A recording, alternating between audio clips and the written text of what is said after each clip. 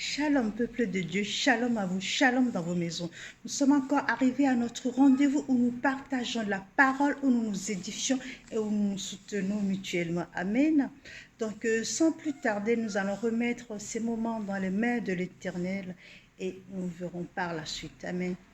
Père éternel, Dieu de gloire, Dieu de miséricorde, nous te remercions, nous te magnifions, nous te bénissons, Père, de nous avoir encore rassemblés aujourd'hui en ton Saint glorieux nom.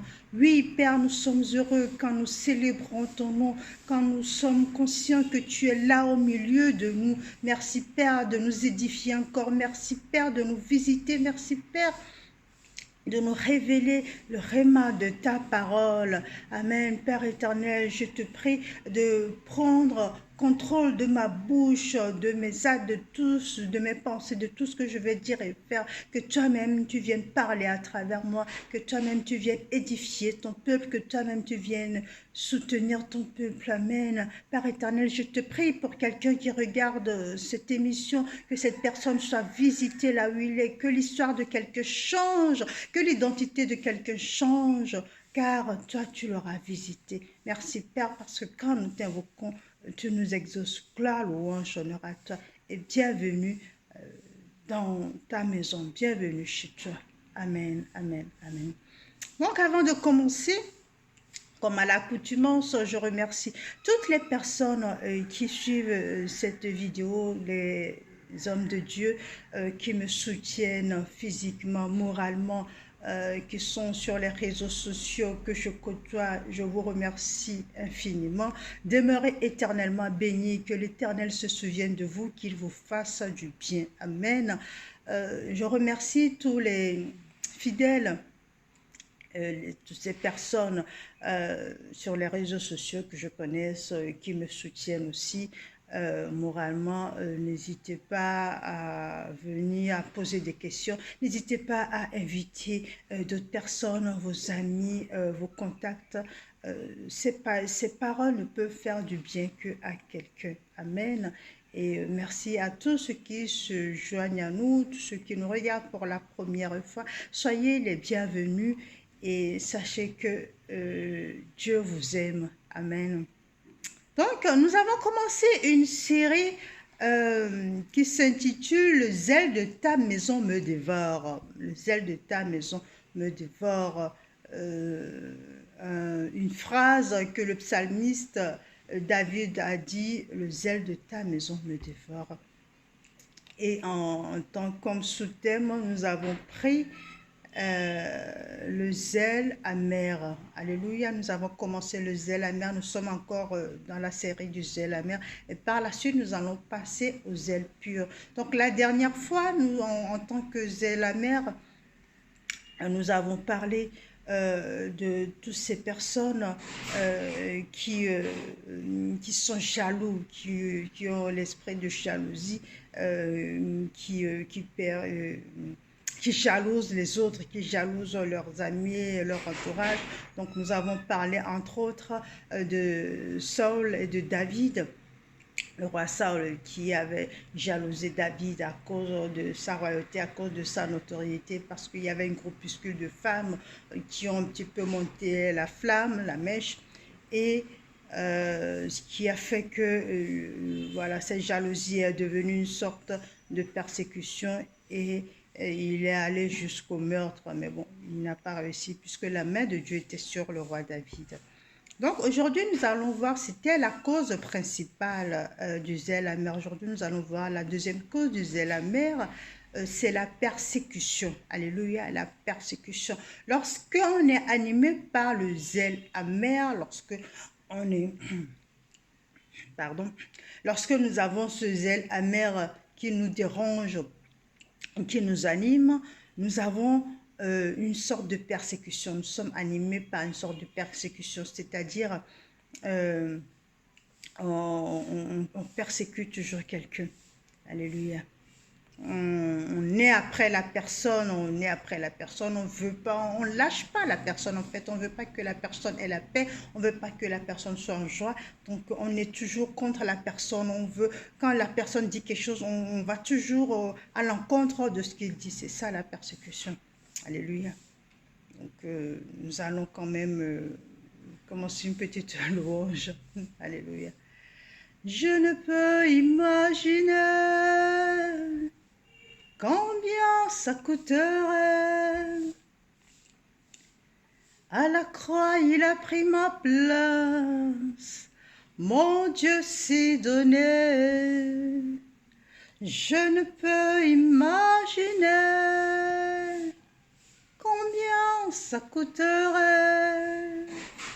Même dans le désert, mon Dieu s'est donné. Oh, il a pris ma place. Mon Dieu a pris ma place.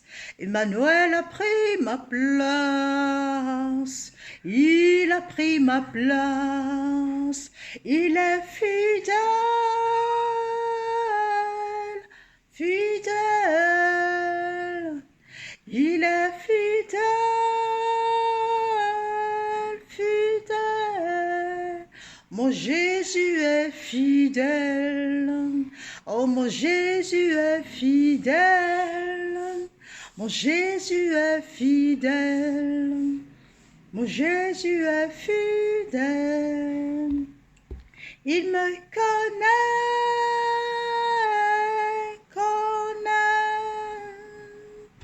Il me connaît. Oh, mon Jésus me connaît. Mon Jésus me connaît. Mon Jésus me connaît. Mon Jésus me connaît. Il est précieux, précieux. Il est précieux, précieux. Mon Jésus est précieux. Mon Jésus est précieux. Mon Jésus est précieux. Mon Jésus est précieux. Amen, amen, amen.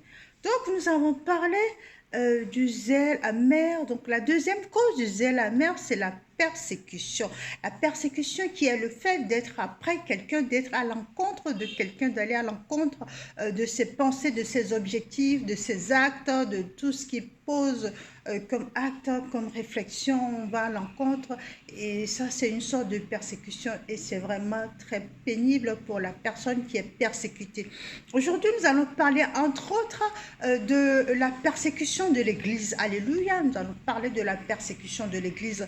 Donc, comme référence, nous avons Paul de Tarse, qui est devenu Saul par la suite, Paul de Tarse. Nous trouverons ça dans l'évangile des Actes, acte 8, verset 3.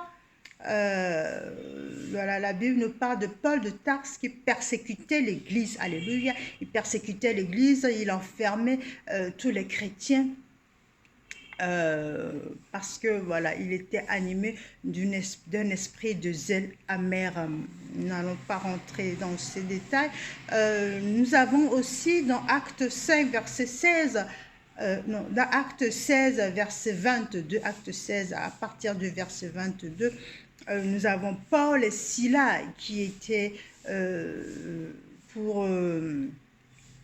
ils étaient en pleine évangélisation, ils parlaient de Jésus, prêchaient la parole, ils guérissaient les malades. Et qu'est-ce qui s'est passé? Ils ont été jetés en prison parce qu'ils prêchaient l'évangile. Alléluia. Donc la persécution des chrétiens, ça ne date pas aujourd'hui. Aujourd'hui, on assiste encore à ça. Ce n'est pas d'aujourd'hui que ça date. Ça date, voilà, bien avant que nous venions sur terre. Ça date déjà à l'époque de Christ, quand Jésus était sur la terre, ça datait de ça, que les chrétiens étaient persécutés. Mais aujourd'hui, ça encore, ça va, parce que le monde qui persécute le chrétien, ça peut se comprendre, parce que le monde ne sait pas ce que nous on est, ne sait pas ce que nous on vit. Le monde appartient au prince des ténèbres, et Dieu même l'a dit, la Bible l'a dit, nous sommes dans le monde, mais nous ne sommes pas du monde. Alléluia. Donc, nous avons Christ en nous, mais le monde a le prince des ténèbres en lui. Donc, on ne peut pas se comprendre, on ne peut pas s'attacher, on ne peut pas avancer ensemble. Forcément, le monde nous persécute. Mais là où le bas blesse, le comble, c'est que les chrétiens persécutent leurs propres frères, les chrétiens. C'est ça qui est problématique. Alléluia, c'est ça qui est problématique, c'est ça que nous allons voir en ce moment. Nous allons voir Matthieu 22, verset 14 nous dit quoi? Beaucoup sont appelés, mais peu sont élus. Alléluia, beaucoup sont appelés, mais peu sont élus. Donc, nous allons voir dans nos églises, nous avons 3 catégories de personnes. Amen. Nous avons 3 catégories de personnes. Donc, nous avons des spectateurs, des gens qui viennent en spectacle. Ceux-là, en fait, c'est qui? Ceux-là, ce sont des agents du diable. Ce sont des agents du diable, ce sont des agents de Satan qui ont été débroussés, ils ont été, comment dire, formatés, ils ont été formés juste par le monde des ténèbres et leur objectif, c'est de semer la trouble dans les églises, entre les hommes de Dieu, entre les fidèles, entre les petites communautés des églises. Et en fait, eux, leur particularité, c'est qu'ils sont animés de l'esprit de zèle. Alléluia, ils sont animés de l'esprit de zèle. Et bizarrement, nous allons voir ces genres de personnes, dès qu'ils rentrent dans l'église, dès qu'ils arrivent à l'église, ils essayent de prendre des postes à responsabilité. Moi, je vais prendre la chorale en charge. Moi, je vais prendre l'accueil en charge. Moi, je vais m'occuper uniquement de l'homme de Dieu. Je m'occupe de ses déplacements. Je m'occupe de ses petits besoins quand il sera soit devant l'autel, soit à côté pour lui apporter de l'eau et tout ça. Et ce sont des gens hyper zélés. Quand tu les vois, tu dis waouh, tu acclames tellement que c'est beau à voir. Mais en fait, ce sont des agents de Satan qui ont été dérossés dans les églises pour faire tomber les hommes de Dieu, pour faire tomber les fidèles, pour semer les troubles. Et de temps en temps, on entend, mais t'as vu ce qu'il a fait, mais t'as vu ce qu'elle a fait. Ah oui, mais je t'ai dit, cette personne est allée avec cette personne a couché avec cette personne, mais cette personne a fait ça, mais cette personne, la dernière fois, il a pris l'argent à l'autre, mais qu'il n'a pas remboursé. Et ça commence par des petits ragots, des petits racontards, ça s'envenime. Et voilà, on embarque les hommes de Dieu dans des histoires sans fin, et c'est lamentable, c'est triste. Là, nous avons parlé des spectateurs. Par la suite, nous avons des chrétiens tièdes. Les chrétiens tièdes, bon, ce sont des chrétiens, un coup ça va, un coup ça ne va pas. Quand Dieu les bénit, ça va, tout va bien, je vais à l'église, je vais chanter, je vais louer. Mais quand Dieu ne les bénit pas, alors là, ça va pas, Dieu n'existe pas, Dieu n'est pas fidèle, Dieu n'est pas ci, Dieu n'est pas ça. Et puis de toute façon, ce pasteur n'a pas d'onction, je vais me déplacer, je vais aller dans une autre église, là où il y a de l'onction. Laisse-moi te dire que c'est pas question d'onction, tu as un problème. Par la suite, nous avons des chrétiens chauds. Les chrétiens chauds, ce sont les vrais chrétiens qui sont ancrés dans la parole. Ils ont la révélation du Réma. Et quel que soit le vent qui souffle, ils ne bougent pas. Ils savent où ils sont, ils savent qui ils sont. Ils savent qu'il y a un Jésus qui les sauve. Ce ne sont pas les hommes de Dieu, ce ne sont pas les églises. Ils savent qu'il y a un Jésus qui les sauve, qui est là pour eux. Alléluia.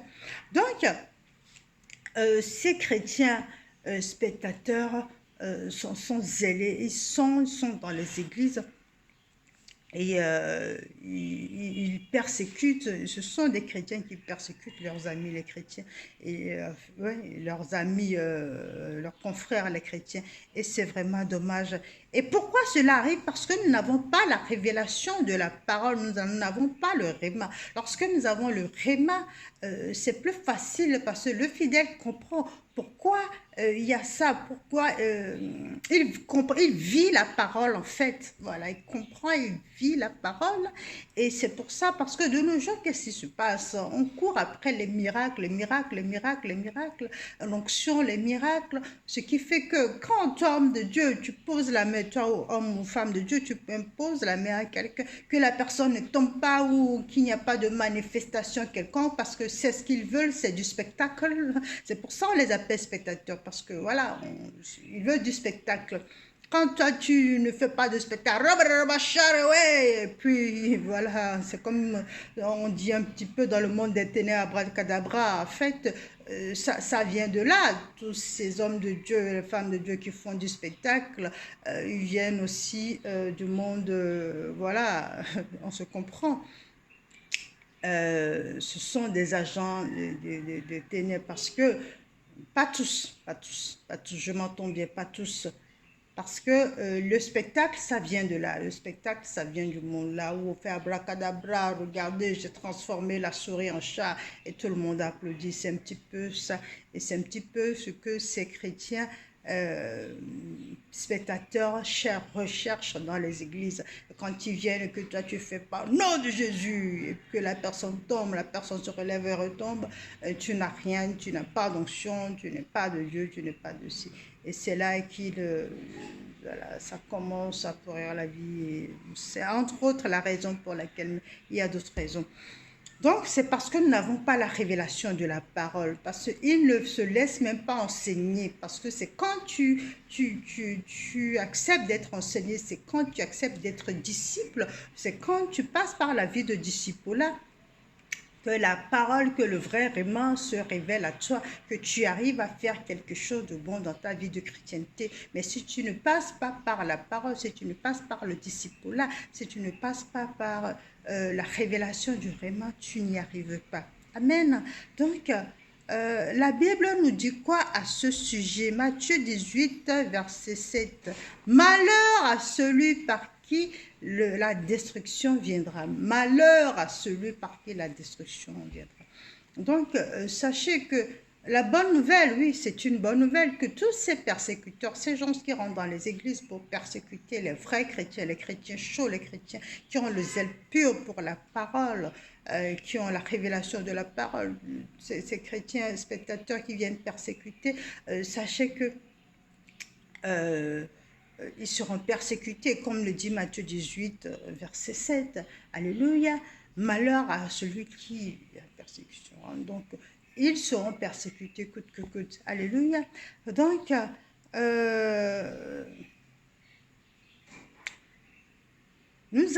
fait, ces personnes, c'est une grosse groupuscule de personnes, comme on a vu la dernière fois, toutes ces femmes qui chantaient David a frappé, Saül a frappé 1000, David a frappé 10 000, Saül a frappé 1000, David a frappé 10 000, nanana.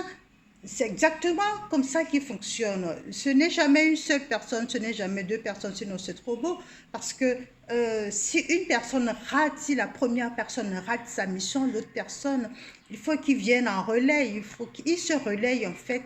Donc, ils ne viennent jamais par une personne, deux personnes, mais c'est un groupuscule de personnes qui se déplacent.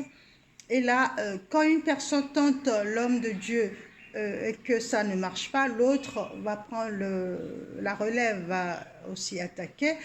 Et puis une autre va aller vers le chantre, une autre va aller vers la responsable ou le responsable des accueils. Et puis voilà, ils s'aiment un petit peu, ils savent, chacun sait son poste, chacun maîtrise son poste. Et par la suite, ça commence. Et celui qui est chargé de faire tomber l'homme de Dieu, il va communiquer à celui qui est chargé de faire tomber le chantre. Oh, ben attends, il y a ça qui se passe. Bon, lui, c'est presque bon, il va bientôt tomber. Et puis l'autre va agir et l'autre va dire, ah, mais attends, celui-là, il résiste un petit peu. Ouais, bon. Et c'est comme ça que ça se passe. Et c'est vraiment malheureux. Donc,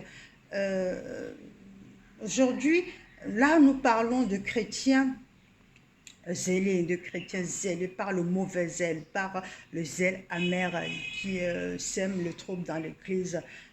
C'est une réalité et c'est en même temps une exhortation à nos frères, à nos sœurs qui sont des chrétiens chauds, qui commencent à tiédir, alléluia, ils sont des chrétiens chauds à la base, on est engagé, voilà, on prêche la parole, on se lève, on va évangéliser. Et petit à petit, à cause de ces coups bas, à cause de ces spectateurs qui sont dans les églises, qui persécutent, qui ont fait tomber, qui ont raconté, qui ont dit des choses, on commence à tiédir parce que malgré tout, nous avons un cœur, malgré tout, nous sommes des hommes, malgré tout, nous sommes faits de chair et de sang. Donc, quand tu passes par une étape, ça blesse, ça déstabilise et ça réduit, mais je vais encourager quelqu'un encore là aujourd'hui, ne baisse pas les bras, ne te laisse pas tiédir, ne laisse pas ces chrétiens zélés te prendre ta force, te prendre ton zèle.